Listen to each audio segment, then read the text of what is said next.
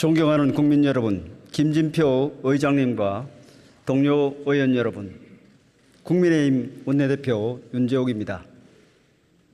우리 국민들 지금 너무나 힘들고 고단합니다. 코로나 팬데믹의 그늘로 민생 경제의 어려움이 여전하고 우리 경제의 활력도 기대만큼 살아나지 못하고 있습니다. 수도권은 과밀로 고통받는데 지방은 소멸의 위기에 신음하고 우리를 이끌어온 성장 동력마저 지속 가능성이 위태롭습니다. 저는 이 모든 위기의 뿌리에 바로 우리 정치의 혼란과 무능이 있다고 생각합니다. 거꾸로 가는 정치가 자유민주주의의 후퇴를 불러오고 우리 사회의 위기를 증폭시키고 있습니다. 올해 2월 글로벌 시사 주간지 이코노미스트 부설기관인 EIU에서 세계 167개국의 민주주의 지수를 발표한 바 있습니다. 우리나라는 2021년 16위에서 2022년 24위로 떨어졌습니다. 순위만 보고 윤석열 정부 잘못이라고 생각할 수 있지만 속내를 들여다보면 전혀 그렇지 않습니다. 우리는 정부 기능, 국민 자유 등에서는 10점 만점에 8.5점 이상의 높은 점수를 받았습니다. 우리의 순위를 끌어내린 요인은 6.25점을 받아 간신히 낙제를 면한 정치 문화였습니다. 이 아이유는 수년간 고착된 대립적인 정당 정치, 정치에 대한 이분법적 해석에서 기인한 타협 공간의 위축, 국민의 삶을 개선하는 것보다 상대를 공격하는 데 에너지를 집중하는 정치를 대한민국 정치의 심각한 문제점으로 지적했습니다. 국민이 정치의 환멸을 느끼고 공직자에 대한 신뢰를 잃고 있다. 이것이 보고서에 나온 우리 정치에 대한 평가입니다. 국회를 믿는 국민은 겨우 15%, 불신하는 국민은 무려 81%에 달해서 모든 국가기관 가운데 국회가 국민의 신뢰 최하위를 기록하고 있습니다. 우리의 후진적 정치 문화와 극단적 대립 구조가 대한민국 자유민주주의를 위기로 몰아넣고 있습니다. 최근 드러난 가짜 인터뷰 대선 공작 게이트는 우리 민주주의의 위기를 적나라하게 보여주고 있습니다. 대선 3일 전으로 정교하게 날짜를 맞춰 단기간에 검증하기 어려운 가짜 뉴스를 터뜨렸습니다. 진영 논리를 따르는 일부 언론사들은 기본적인 팩트 체크도 하지 않고 대대적으로 보도하여 가짜 뉴스의 확성기 역할을 했습니다. 만약 가짜뉴스 정치 공작으로 실제로 대선 결과가 뒤집어졌다면 이야말로 민주주의 붕괴가 아니고 뭐겠습니까? 그런데도 야당은 공정성과 독립성에 역행하는 방송법을 밀어붙이고 있습니다. 그렇게 꼭 필요한 법이면 정권을 잡았던 5년 동안은 왜 하지 않았습니까? 자유민주주의의 본질은 국민 주권의 원칙에 있고 국민 주권은 선거를 통해 실현됩니다. 선거를 방해하고 조작하는 이런 범죄야말로 자유민주주의에 대한 테러이며 국민 주권을 찬탈하려는 시도의 다름 아닙니다. 이미 우리는 김대엽 병풍 사건, 드루킹 댓글 조작을 겪었습니다. 우리 정치사에서 지울 수 없는 수치스러운 범죄들입니다. 하지만 선거만 끝나면 모두가 잊어버렸고 엄청난 결과에 비해 처벌과 책임은 가볍기만 했습니다. 이번에는 그래서는 안 됩니다. 신속하게 엄정한 수사를 통해 사태의 진상을 낱낱이 밝히고 지위 고하를 막론하고 관련자들을 엄하게 처벌해야 합니다. 정쟁의 대상으로 삼거나 진상을 은폐하려 해서는 안 됩니다.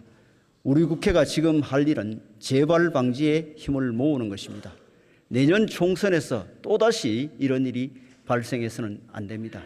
특히 SNS를 비롯한 온라인 네트워크가 급속도로 확장되고 AI, 챗 GPT 등 첨단 도구들이 연일 새롭게 등장하고 있습니다. 가짜뉴스를 막는 일이 민주주의를 지키는 중차대한 과제가 되었습니다. 세계에서 가장 개인의 자유를 중시하는 나라인 프랑스조차 선거 전 3개월 동안 온라인 플랫폼의 허위 정보를 규제하는 정보조작 대처법을 만들었습니다. 국민의힘은 선거법 등 개정 과정에서 가짜뉴스 대응 방안을 확실하게 마련하겠습니다. 민주당도 선거의 유불리를 떠나 자유민주주의를 지키는 데 협력해 주시기 바랍니다. 최근 감사로 드러난 부동산 통계 조작 역시 자유민주주의에 대한 심각한 도전이 아닐 수 없습니다. 통계학은 원래 국가학으로 출발한 것입니다. 그래서 국민의 삶을 숫자로 요약한 국가 통계는 국가의 근간, 곧 국기라고 할 수 있습니다. 그런 만큼 통계를 통해 정책의 오류가 발견되면 정책을 바로잡는 것이 정부의 당연한 책무입니다. 그런데 지난 정부는 정책을 고치는 대신 통계를 조작했습니다. 상상하기도 힘든 국기문란 행위입니다. 그 결과 과거 지표와의 비교 자체가 불가능하게 되어 과거 통계치는 무용지물이 되었고 국가 정책의 연속성마저 끊어졌습니다. 일방적으로 밀어붙인 부동산 정책의 실패가 통계로 드러나자 청와대가 국토교통부, 통계청, 한국부동산원 등 관련 기관을 압박해서 통계를 조작하고 설명도 왜곡했습니다. 정부가 국민이 부여한 권력을 이용해 가짜 통계와 가짜 뉴스를 생산한 것입니다. 통계 조작은 국가 경제에도 심각한 위협입니다. 국가 신용에도 치명적인 타격이 될 것입니다. 과거 그리스 정부는 재정 적자 통계를 조작했다가 신용 등급 추락, 해외 자본 출수로 결국 국가 부도 사태를 맞았습니다. 명명백백하게 진실을 밝혀 관련자들을 엄단하는 것은 물론 다시는 정치 권력이 국가 통계에 손댈 수 없도록 해야 합니다. 이 문제 또한 정치적 유불리를 따질 사안이 아닙니다. 민주당의 적극적인 협력을 촉구합니다. 저는 극렬 지지층에 기댄 팬덤 정치와 이로 인한 극단적 대결 구도가 민주주의 붕괴의 기저에 있다고 생각합니다. 내 편, 내 진영만 만족시키면 되는 팬덤 정치에는 합리적 대화와 타협이 들어설 공간이 없습니다. 반대를 위한 반대가 일상이 되고 다수당 입법 폭주가 다반사가 됩니다. 합리적 목소리를 내는 국회의원에게 공천 탈락을 협박하고 각종 위협을 가하는 문자 폭탄과 18원 후원금이 쏟아집니다. 목소리가 큰 극렬 소수가 정당의 정상적 의사결정까지 흔들고 있습니다. 급기야 국회 경내에서 사회소동이 발생하고 경찰이 흉기에 찔리는 유혈 사태까지 빚어졌습니다. 이대로 가면 머지않아 우리 의회 민주주의는 종언을 고하고 말 것입니다. 여야를 가리지 않고 공멸의 길을 걷게 되고 대한민국 민주주의가 벼랑 끝에 서게 될 것입니다. 저는 이것이 어느 한 정당만의 문제라고 생각하지 않습니다. 의회 민주주의의 복원이라는 거시적 시각에서 팬덤 정치의 폐해를 살피고 여야가 지혜를 모아 해결책을 찾아 나갑시다.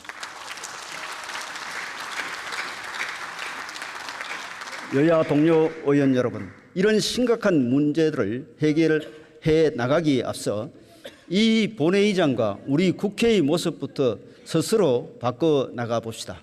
저는 그것이 어려운 숙제를 풀어가는 첫걸음이 된다고 믿습니다. 언제부터인가 본회의장에서도 상임위 회의장에서도 욕설과 반말을 주고받는 일이 익숙한 풍경이 되고 말았습니다. 여야 의원이 같이 밥을 먹는 것도 편치 않고 공무 출장도 따로 가려고 할 정도로 소통이 끊어지고 있습니다. 낮에는 치열하게 싸워도 저녁에는 흉검을 틀어놓고 함께 나라를 걱정했다는 선배 의원님들의 그 시절이 그리울 정도입니다. 외교 안보 문제만큼은 정쟁을 최소화했던 국회의 전통도 사라졌습니다. 우리 정치의 문화가 퇴행하고 있는 것입니다. 우리 스스로 욕설과 막말부터 자제하고 여야 소통도 늘려갑시다. 정부에도 정책 설명과 입법 과제 설명을 위해 야당 의원실 문턱이 닳도록 찾아가도록 요청드리겠습니다. 국경을 넘었으면 정쟁을 멈춰야 한다는 격언처럼 외교의 작은 꼬투리를 잡아 국격까지 떨어뜨려서는 안 됩니다. 반일 감정을 선동하고 정부의 외교를 비난하며 국민을 편가르는 일도 이제 그만 멈춰야 합니다. 표만 생각한다면 반일 감정을 앞세워 일본과 각을 세우는 일보다 쉬운 일이 없습니다. 그런데도 윤석열 대통령께서 미래지향적 한일관계 복원을 결단한 이유가 뭐겠습니까? 한일관계가 악화되고 한미일 공조가 흔들리면 안보가 불안해지고 경제도 타격을 받으면서 결국 우리 기업과 우리 국민들이 피해를 볼 수밖에 없습니다. 이제부터라도 우리 국회의 정치 문화를 바꿔봅시다. 우리 여야 국회의원 모두가 국민과 나라를 위해 힘을 합치고 우리 앞의 도전에 맞서 협치의 지혜를 발휘합시다.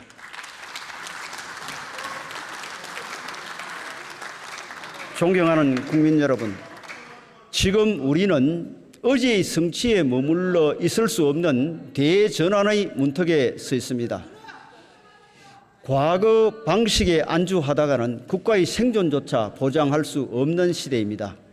미국과 중국의 패권 경쟁이 심화되면서 글로벌 공급망 재편이 가속화되고 있습니다.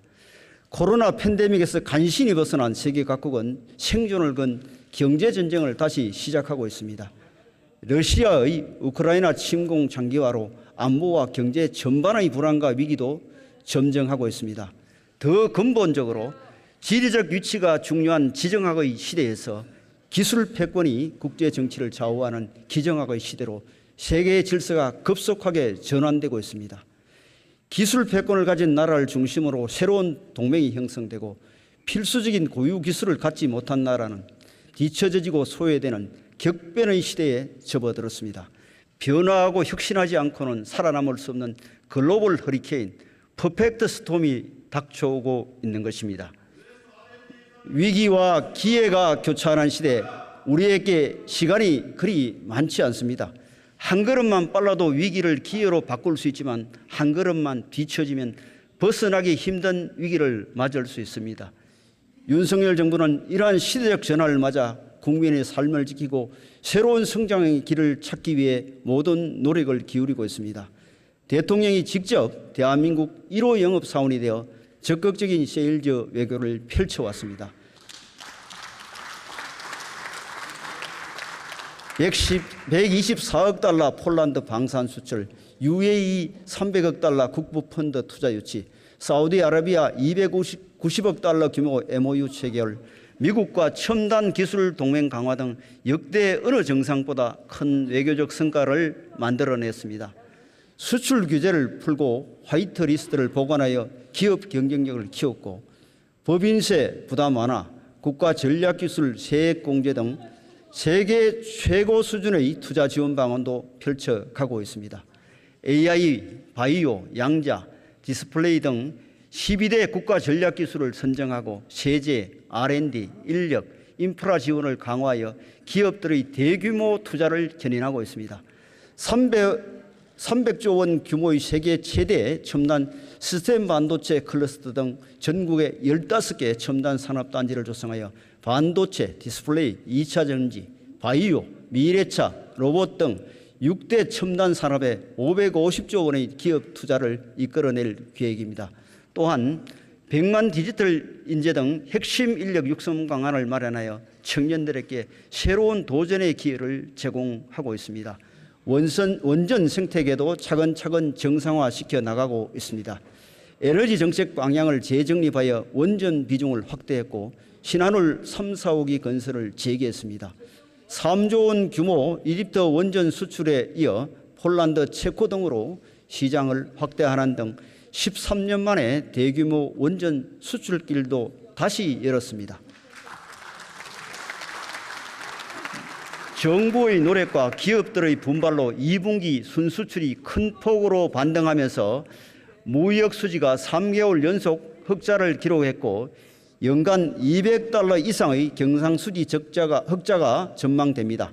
수출 회복과 꾸준한 내수 회복세 유지를 토대로 하반기에 상반기 2배 수준의 성장을 전망하고 있습니다. 민생 경제 회복에도 최선을 다했습니다. 국제 유가 인상, 이상기후 등 대내외 악재에도 물가 안정에 적극적 선제적으로 대응해 왔습니다. 냉난방기와 교통비 지원 강화, 통신, 금융 비용 경감 등 취약계층의 생계비 부담을 덜어드리는 데도 각별히 노력했습니다. 추석 명절을 맞아 역대 최대 규모로 성수품 공급을 확대했고 농수축산물 유통에 670억 원을 지원하여 장바구니 물가 안정에 노력하고 있습니다. 김영란법 시행령을 개정하여 명절 선물 금액과 범위를 확대한 결과 시장에 온기가 돌고 있습니다.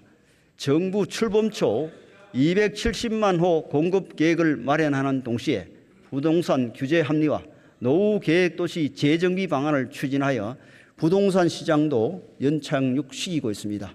공공주택 100만 호 공급, 주거급여 확대 등 서민층 주거 안정에도 각별한 노력을 기울이고 있습니다. 전세 사기, 역전세난 등 시장 교란 행위에 적극 대응하는 한편 구조적 근본적 대책 마련에도 힘을 쏟고 있습니다. 외교의 틀도 완전히 새롭게 다져왔습니다. 글로벌 중추국가로서의 리더십을 강화하여 대한민국의 위상을 높이고 든든한 안보 외교로 국민들을 안심시키고 있습니다. 가치동맹을 토대로 한미동맹을 한 걸음 더 발전시켜 안보, 산업, 과학기술, 문화, 정보 등 다양한 분야의 동맹으로 확대해 나가고 있습니다. 워싱턴 선언을 통해 한미 확장 억제를 획기적으로 강화하였고 북핵과 미사일에 대응하는 한미 핵 협의그룹 NCG를 출범시켜 공동 대응과 전략 기획 능력을 진전시키고 있습니다. 보다 강력해진 한미동맹을 토대로 대북 억제, 경제안보, 인태지역 협력을 위한 한미일 공조도 강화해 나가고 있습니다. 보편적 가치를 공유하는 국가들과 국제연대를 강화하는 한편 공급망과 첨단 기술 분야 경제안보 협력도 다져나가고 있습니다. 대한민국 대통령 최초로 나토 정상회의에 참석했고 유엔 총회 기조연설, 제2차 민주주의 정상회의 공동개최 등을 통해 자유, 평화, 변형의 보편적 가치와 국제 질서를 견인해 왔습니다. 북한 인권 문제도 적극적으로 공론화하였습니다. 역대 정부 최초로 북한 인권 보고서를 공개했고 유엔의 북한 인권 결의안 공동제안국으로 복귀했습니다. 납북자와 억류자 문제 해결을 위한 국내 협력도 강화하고 있습니다.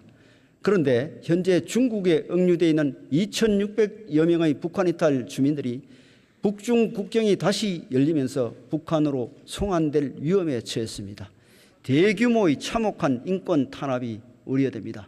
이들이 석방되어 대한민국 및 제3국으로 자유롭게 이동할 수 있도록 정부와 국민의힘은 최선을 다하겠습니다. 야당의 협력을 기대합니다. ODA 규모도 전략적으로 확대해 나가고 있습니다. 인도태평양 전략 및 부산 이니셔티브와 연계하여 권역별, 분야별 전략을 수립 추진하고 있으며 글로벌 현안 해결을 위한 기여도 확대하고 있습니다. 내년 ODA 예산도 36.5% 증가한 6조 5천억 규모로 설정하였습니다. 국제사회에 보답하는 차원을 넘어 대한민국의 국제적 위상을 높이고 우리 기업들과 청년들의 해외 진출을 확대하는 교두보가 될 것입니다. 여야 동료 의원 여러분, 지금 세계 각국의 의회들은 국가 혁신에 박차를 가하고 있습니다. 미국 의회는 첨단 분야의 경쟁력을 강화하기에 막대한 예산을 투자하여 핵심 기술 발전을 이끄는 동시에 경쟁국을 견제하고 동맹국의 협조를 강화하는 미국 혁신경쟁법을 제정한 바 있습니다. 독일, 일본, 호주 등 세계 여러 나라 의회들 역시 기술 접근과 기술 안보 강화를 위해 재정적, 정책적 지원을 급격히 늘려가고 있습니다. 그런데 우리 국회는 어떻습니까? 반발자국이라도 경쟁국들에 앞서려고 노력하기는커녕 소모적인 정쟁으로 소중한 시간을 허비하고 있지 않습니까? 우리 국회가 앞장서서 낡은 제도와 잘못된 관행을 바로잡고 대한민국이 나아갈 새로운 비전을 제시해야 합니다. 이번 21대 마지막 정기국회라도 정책으로 경쟁하며 비전을 만드는 국회로 완전히 탈바꿈해 봅시다. 첫째, 사회적 약자 지원. 둘째, 인구 위기 극복. 셋째, 기업과 경제의 활력 제고. 넷째, 좋은 일자리 창출. 다섯째, 부동산 시장 안정. 여섯째, 기후변화 대응. 일곱째, 국민 안전. 마지막으로 지방 살리기와 균형 발전. 이러한 민생 8대 과제를 두고 누가 더 잘하나 경쟁을 해봅시다. 첫째, 사회적 약자를 지원하는 방안입니다. 그동안 민주당은 보편 복지를 주장해 왔지만 정부와 국민의힘은 약자 복지를 핵심으로 하고 있습니다. 민주당 정부는 가장 어려운 분들을 지원하는 생계개발을 5년 통틀어 겨우 20만 원 인상했습니다. 윤석열 정부는 내년 한 해만 13.16% 21만 3천 원을 올릴 계획입니다. 지난 정부에서 한 번도 늘리지 않은 생계급여 지원 대상도 내년에 10만 명이 늘어납니다. 이런 세계 복지사업의 기준이 되는 2024년 기준 중위소득도 역대 최고인 6.09%를 인상하였습니다. 보편 복지와 약자 복지 가운데 어느 쪽이 진정으로 사회적 약자를 지원하는 정책입니까? 선거를 앞두고 돈 풀고 싶은 정치 복지의 유혹, 지금 정부와 여당도 다르지 않습니다. 하지만 표를 손해보더라도 진짜 사회적 약자를 돕겠다는 것입니다. 민주당도 포퓰리즘의 유혹을 버리고 힘을 모아주시기 바랍니다. 둘째, 역대 정부에서 오랜 기간 막대한 예산을 투입했음에도 인구 절벽의 위기에서 벗어나지 못하고 있습니다. 이 부처 저 부처의 정책과 예산이 분산되면서 정책의 실효성이 떨어지고 백약이 무효인 상황이 계속되고 있습니다. 먼저 국회 인구위기 특별위원회부터 상설하여 국회의 논의를 내시로 할 것을 제안합니다. 인구 정책을 책임지고 총괄할 새로운 컨트롤 타워를 창설하는 문제도 여야정이 함께 고민해 봅시다. 셋째, 기업과 경제의 활력을 높이는 방안도 지혜를 모아 봅시다. 정부와 국민의힘은 기업 투자를 가로막는 화평법, 화관법, 외국인 교용 규제 등 킬러 규제 15개 분야를 선정하여 최우선 개선 과제로 추진하고 있습니다. 유통산업발전국과 생활물류법 등 경제 활성화 규제 혁신 법안 24건과 소상공인 채무 감면을 규정하는 소상공인법 등 민생 규제 혁신 법안 6건, 그리고 50인 이하 사업장 중대재해법 2년 외에도 이번 정기국회 통과를 목표로 노력하고 있습니다. 세제 정상화도 지속적으로 추진해 나가겠습니다. 그런데 민주당은 규제 혁신을 대기업 특혜, 세제 정상화는 부자 감세라는 주장을 반복하고 있습니다. 지난 정부의 세금 폭탄과 첩첩의 규제로 우리 경제가 망가졌는데도 이제 민주당도 시각을 바꿔야 합니다. 이런 과제들을 처리할 규제개혁 여야정 협의체 구성을 제안합니다. 넷째, 청년 일자리를 비롯하여 좋은 일자리를 늘리는 최선의 방안은 결국 기업이 일자리를 만들 수 있도록 하는 것입니다. 지난 정부가 세금으로 만든 일자리는 분식 효과만 있을 뿐 일자리의 품질이 낮고 지속성도 없었습니다. 경제 체질을 시장 중심, 민간 주도로 바꿔 민간에서 양질의 일자리가 창출되도록 만들어 가겠습니다. 실효성 높은 청년 일자리 지원을 위해 청년희망업 패키지 사업과 맞춤형 고용 서비스 확대를 추진하고 첨단 산업 중심 청년 창업 지원과 글로벌 창업 지원도 강화하겠습니다. 청년 지원 예산을 올해 12조 원에서 내년 14조 6천억으로 늘렸고 꼭 필요한 곳에 꼭 필요한 지원이 이루어지도록 설계했습니다. 다섯째, 부동산 시장 안정에도 여야가 힘을 모읍시다. 그동안 규제 개선, 공급 확대 등 주택가격 안정에 주력하는 결과 부동산이 점차 안정화되어 가고 있습니다. 앞으로 깡통 전세 피해자 지원과 임대시장 교란행위 원천 차단, 질 좋은 서민 주거 제공 등을 위해 가장 좋은 대안을 만들어 봅시다. 여섯째, 기후변화 대응에도 정책 경쟁을 통해 지혜를 모아 봅시다. 탄소 중립은 우리에게 힘든 도전이면서 퀀텀 점프의 기회이기도 합니다. 2030 NDC 및 2050 탄소 중립 실현은 분명 상당한 부담이지만 민간 주도의 기술 혁신을 잘 이루어간다면 미래 신성장 동력 확충의 새로운 기회로 만들 수 있습니다. 정부와 국민의힘은 한국형 탄소 중립 100대 혁신 기술을 선정하여 전략적 투자를 펼쳐가고 있습니다. 2030년까지 기후테크 산업에 145조 원 규모의 투자와 R&D 지원으로 유니콘 기업 10개를 육성하고 관련 분야 수출 지원을 통해 100조 원 수출을 달성할 계획입니다. 탄소 중립과 관련하여 원전 문제를 이야기하지 않을 수 없습니다. 올여름 무더위가 극심했지만 정전 사태는 물론 전력 수급 위기도 없었습니다. 원전 가동률을 높인 결과입니다. 우리가 탄소 중립 목표를 달성하기 위해서라도 탈탄소 에너지원인 원전의 비중을 높일 수밖에 없습니다. 미국과 EU도 원전을 탄소 중립 이행 수단으로 인정하고 있습니다. 기존 원전을 계속 운영하면서 신규 대형 원전을 건설해서 원전 생태계를 복원하는 것은 물론이고 SMR 건설 등 미래 원전의 길도 열어야 합니다. 사용 후 핵연료의 영구 저장 시설을 건설하기 위해 고준위 방사성 폐기물법도 하루속히 통과시켜야 합니다. 윤석열 정부는 원전 비중을 늘려 나가면서도 합리적인 신재생에너지 보급 확대를 위해 균형 잡힌 에너지 믹스를 추구하고 있습니다.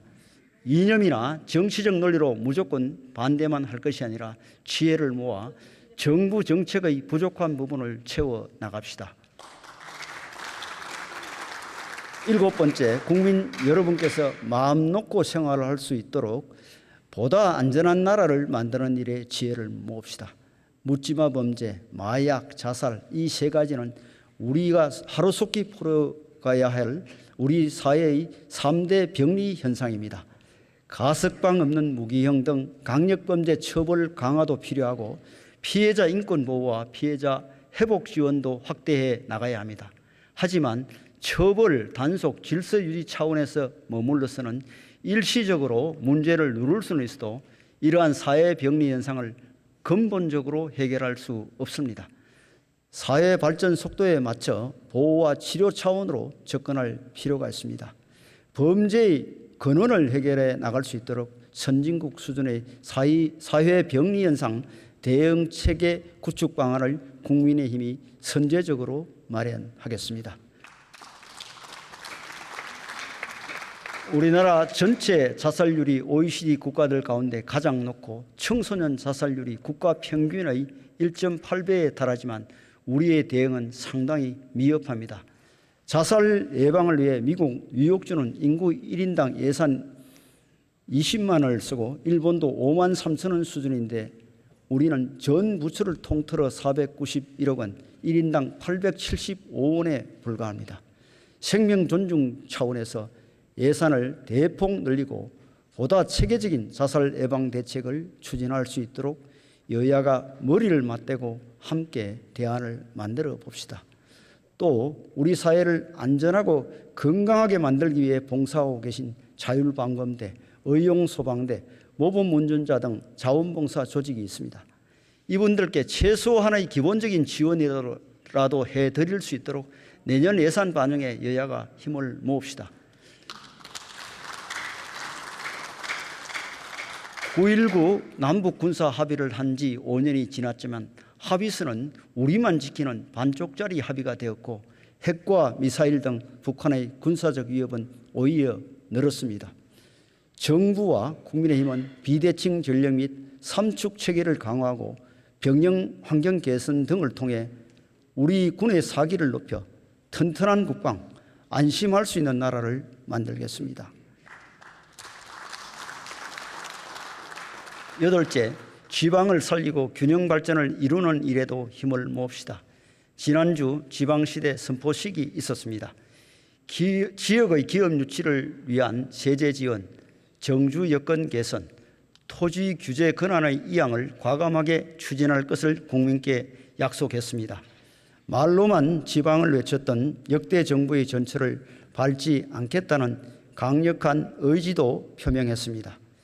정부와 국민의힘은 5대 전략 및 9대 정책을 토대로 진정한 지방 시대를 열어나갈 것입니다. 이를 위해 국회가 반드시 협력할 일이 있습니다. 바로 지방투자촉진법입니다. 지방투자촉진법은 기회발전 특구 특례 제도를 도입하여 지방투자에 걸림돌이 되고 있는 규제를 면제하고 기회발전 특구 투자 기업들에게 실효적인 세제 혜택을 주는 법안입니다. 지방 시대를 열어가는 것은 여야 공통의 과제인 만큼 민주당도 적극적으로 협력해 줄 것을 요청드립니다. 존경하는 국민 여러분, 여야 동료 의원 여러분, 사회 갈등 해소와 국민 통합은 정치 본연의 임무입니다. 그런데 우리 국회가 지금 그 역할을 제대로 하고 있습니까?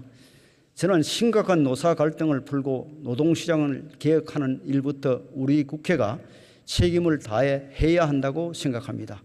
1987년 10월 아일랜드는 사회연대협약을 맺었습니다. 이 협약은 정부와 여당이 아닌 제1야당과 최대 노조의 대표의 공동 제안으로 이루어졌습니다. 제1야당 게1당 대표였던 앨런 듀커스는 정부 여당이 올바른 방향으로 간다면 핵심 사항에 반대하지 않겠다. 정부 정책이 길에서 이탈하거나 함정에 빠지지 않게만 하겠다는 연설로 아일랜드 개혁의 돌파구를 열었습니다. 일자리 먼저 임금은 그 다음이라는 원칙으로 임금 시장을 억제하고 노동시장 유연성을 높여 나갔습니다.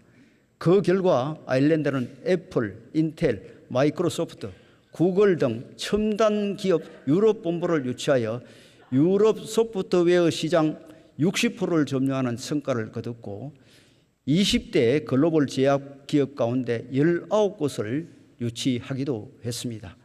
당연히 질 좋은 일자리가 크게 늘었고 유럽에서 가장 잘 사는 부자 나라가 되었습니다.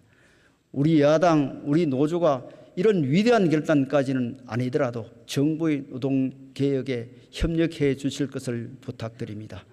국민의힘은 노조 운영의 투명성을 높이고 채용 절차를 공정화하는 노동 현장 정상화 법안들을 이번 국회에서 추진할 계획입니다.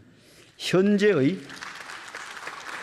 노동 관련 제도 대부분은 노조가 힘없고 사회적 약자이던 시절 노동자의 권리를 보호하기에 만들어진 것들입니다. 힘의 균형이 역전되어 노조가 우리 사회의 힘센 권력이 됐는데도 제도와 관행은 거의 바뀌지 않았습니다. 낡은 제도와 관행들이 부정과 부패의 원인이 되고 청년 일자리 확대에도 걸림돌이 되고 있습니다. 노동개혁 없이는 산업구조개혁도 청년 일자리 창출도 요원합니다. 그런데도 야당은 이를 노조 탄압 반노동이라고 주장하면서 불법 파업 조장법, 민주노총 방탄법인 노란봉투법을 밀어붙여 거대 노조를 절대 권력으로 만들려 하고 있습니다. 대한민국과 청년들의 미래를 생각해야 합니다. 노동개혁 과제를 더 이상 미루지 말고 이번 정기 국회에서 치열하게 논쟁해 봅시다. 학생 인권과 교권이 갈등을 빚는 학교 현장의 문제를 푸는 일도 국회가 더 관심을 가지고 노력을 기울여야 합니다. 교단에서 존경받아야 할 선생님들께서 온갖 고통에 시달리다가 안타깝게 유명을 달리하셨습니다. 교권 보호는 단순히 교사의 권리를 넘어 우리 사회를 지킨다는 차원에서 접근해야 합니다. 학교의 자정기능이 무너지고 사회가 학교 담장안을 들여다보기 시작하면 우리 사회의 기본이 무너지게 됩니다. 이 문제에는 여야가 있을 수 없고 학생 인권, 교사 인권으로 편 가를 일도 아닙니다. 갈등적 요인을 먼저 생각하기보다 자정기능 회복 차원에서 접근할 필요가 있습니다. 교권사법을 이번 국회에서 합의 처리하는 것은 물론 부족한 부분을 계속 보완해 나가고 무분별한 아동학대 신고를 막는 아동학대 처벌법 개정도 서둘러 추진해야 합니다. 무엇보다 학교 정상화를 위한 국민적 컨센서스를 이루는 일에 여야가 힘을 모아 노력해 나갑시다. 후쿠시마 원전 오염수 방류 문제도 이제 야당이 대응 방향을 바꿀 때가 됐습니다. 오염수 방류가 반가운 우리 국민이 누가 있겠습니까? 국민들의 불안한 마음을 정부와 여당이라고 모르지 않습니다. 하지만 어떤 주장을 하든 과학적이고 합리적이어야 하고 지켜야 할 선이 있는 법입니다. 지난 11일 1차 방류가 끝났지만 우리 해양 시료 분석 결과는 물론 수산물, 선박 평형수, 해수욕장 등 모든 조사 대상에서 아무런 문제가 없었습니다. 직접 영향을 받는 미국, 캐나다와 태평양 국가들도 방류에 반대하고 있지 않습니다. 그런데도 끊임없이 국민 불안과 갈등을 부추기고 해외에까지나 비과학적 주장을 반복하는 것이 도대체 누구에게 도움이 되는 일입니까? 노량진 수산시장, 대형마트, 전통시장의 수산물 매출은 오히려 늘었고 횟집들의 장사에도 영향이 없다고 합니다. 국민 대다수는 국제사회와 정부를 믿고 일상을 유지하고 있습니다. 집권 여당 원내대표로서 국민 여러분께 진심으로 감사드립니다.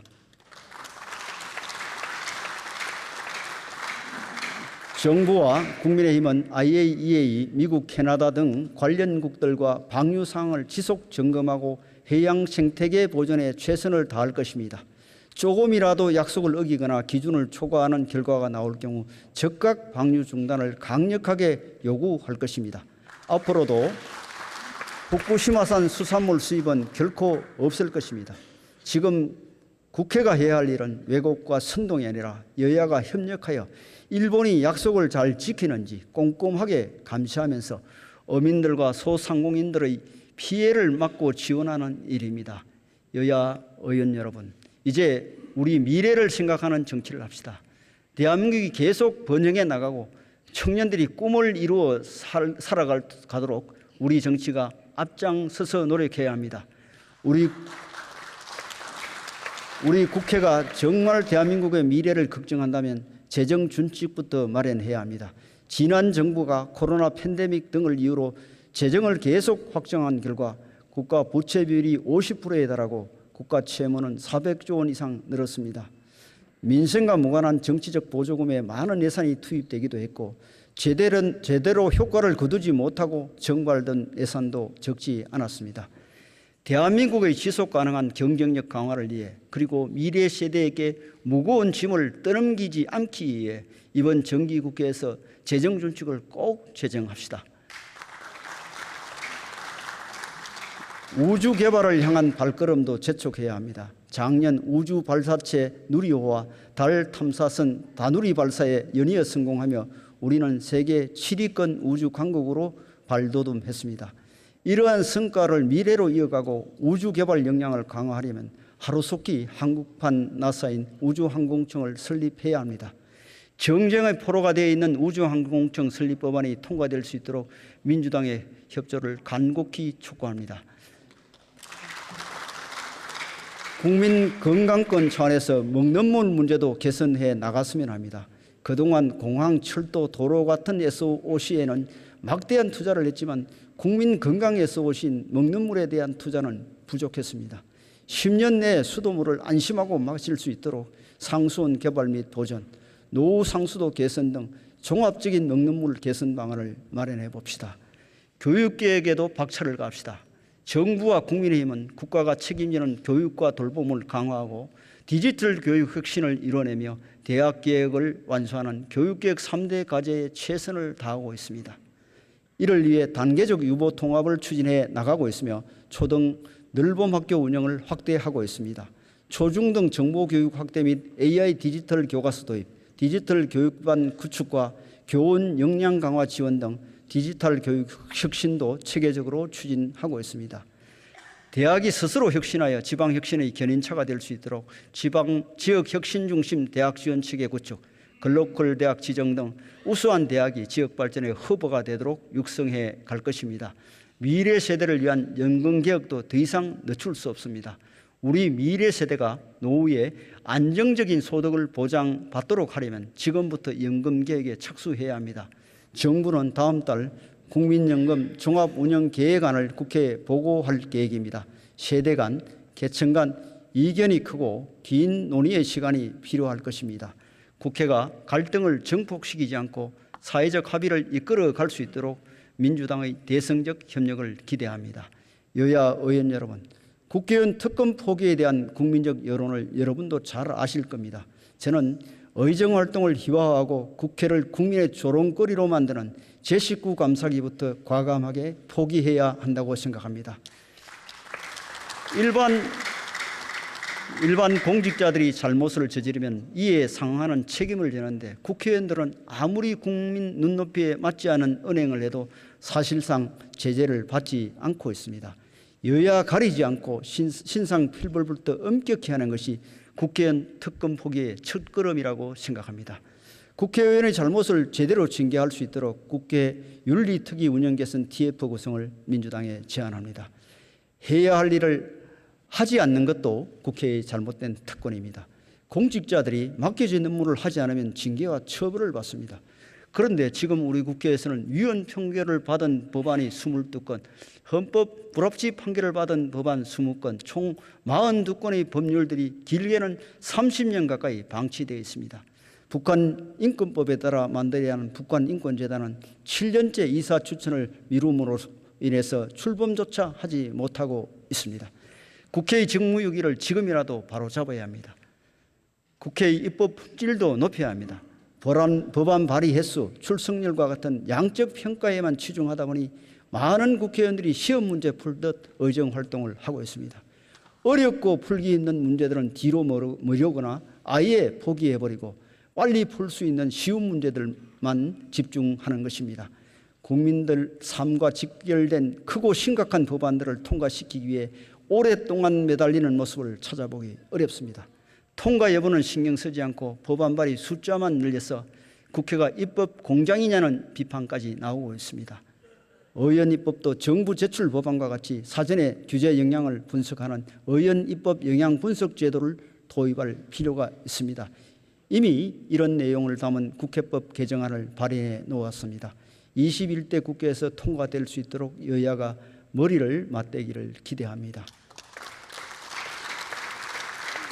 선거법 개정도 서둘러야 합니다. 현행 선거법의 문제점은 이미 다 드러나 있습니다. 여야의 유불리를 걷어내고 국민 누구나 쉽게 이해할 수 있는, 그리고 민의가 왜곡되지 않고 제대로 반영되는 국민 눈높이에 맞는 선거법을 만들어 봅시다. 존경하는 국민 여러분, 스포츠 경기를 보면 국민들이 박수와 환호를 보내는 이유는 상대 선수를 존중하고 규칙을 지키며 정정당당하게 실력을 겨뤄서 그 결과가 감동을 주기 때문입니다. 지금 국회는 상대에 대한 존중도 없고 번번이 규칙을 깨트리며 정책을 겨루기보다 서로를 깎아내리기 바쁩니다.